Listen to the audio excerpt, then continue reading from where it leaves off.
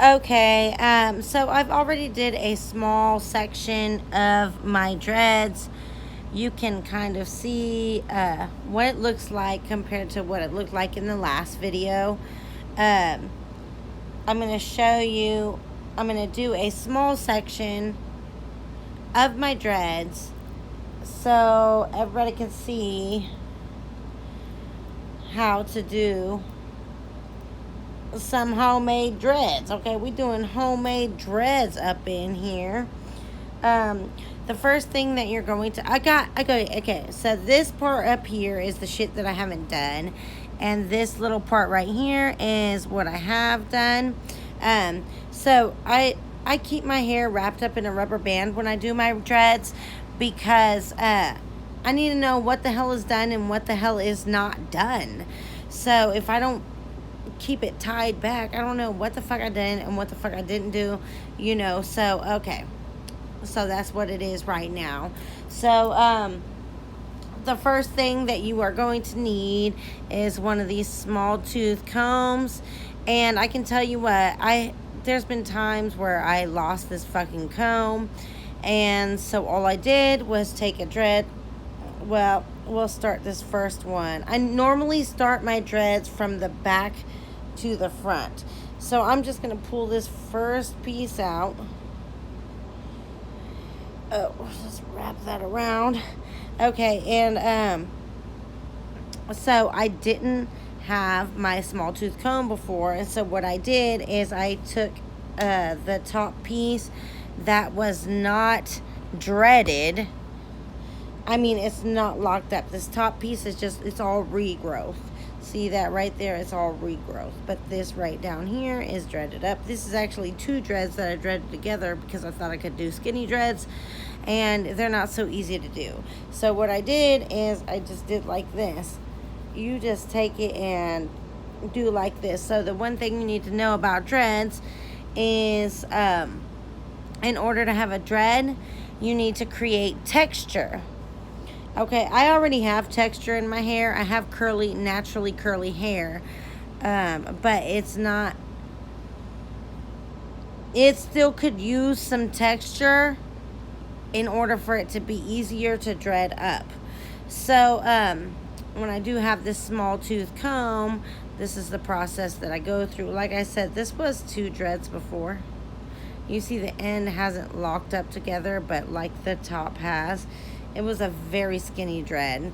If my dreads are too skinny, I try to lock them with the one next to it to make it a little fatter so it doesn't break off.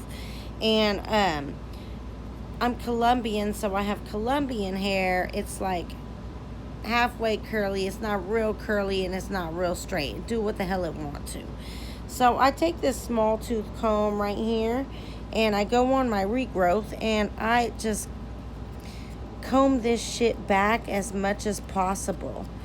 Like, I just comb the hell out of this shit. So you want to create what we're doing right here is we're creating texture. So when I get in a good knot, and I'm going to go down here on the piece that's, not dreaded up together, and I'm going to kind of try to knot them together. Okay, and it was two separate dreads, so it's gonna take a second for me to do it.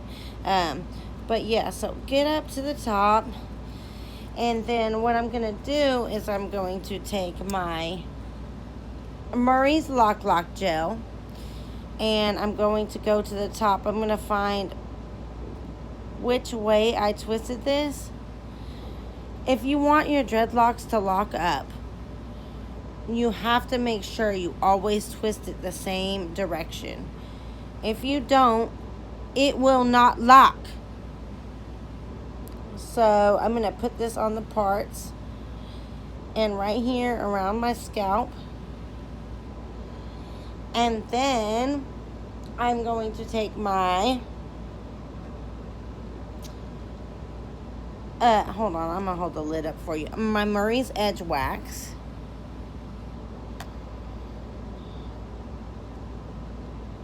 And I'm going to twist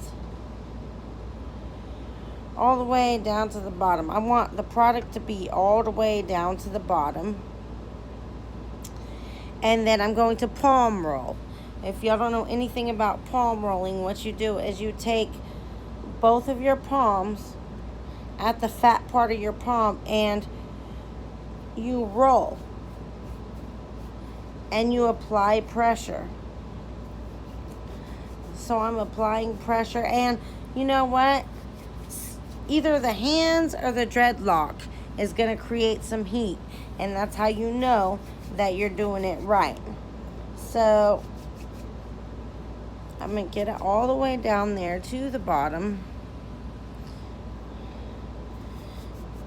and keep palm rolling. And then what I'm going to do is I'm going to take a clip and clip right here at the top. You want to pinch it and you want that to stay tight. Okay, I had a whole bunch of clips before, and now I have 8. So now I'm pulling another piece, and this is a very skinny piece out the top, and we're creating texture.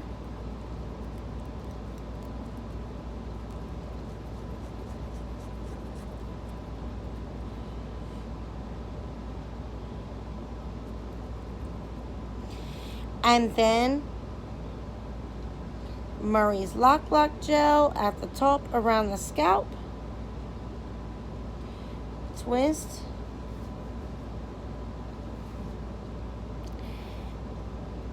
Hit it with the wax. And then we palm roll.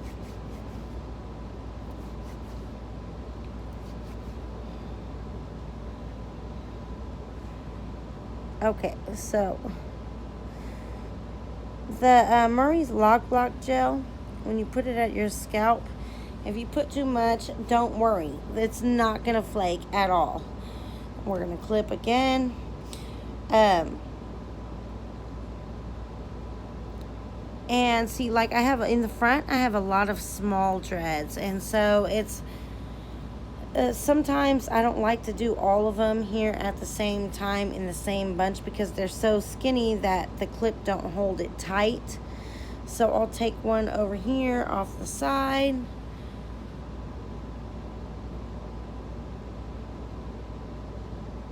Okay, see these baby hairs, that's what you want to get control of. See, this is a whole lock. This one is very well locked up. I do not need to create texture at the top because it's at the point in its life where it's already growing. All the new growth is growing into the dread. So at this point, I'm going to use Murray's Beeswax Natural Lock molding paste because it really just don't need nothing. I'm just cleaning it up, okay? Just cleaning this bad boy up. And the reason why I'm switching products so much, now I always use Murray's Gel Lock, and I always use the Edge Wax. The reason why I'm putting this stuff in is because I'm running low on the other shit. And so, you know, it's a couple dreads that if they're really good, all I'm going to do is clean it up. So I'm just putting this shit in randomly on the locks that is already like basically locked up. I just need to get those baby hairs in there. And so I'm just going to do 3 locks for y'all today. Because I showed y'all how I did them. And that's the main idea here. That's what I wanted to show you, is how to do a dreadlock. So it's gonna take me a long time to do the rest of this shit. And so what I'm going to do is I'm going to, after I've got these pinned up, I twisted them with the wax, I got the I created texture, I am going to blow dry. So any of these products that you use, when you add the blow dryer to it, it's going to make it stick better. So you just blow dry it, and you can actually touch. What I do is I touch the clip, and I feel under the clip and feel the hair around it and make sure that it's dry and it's twisted well. So I'm gonna blow dry.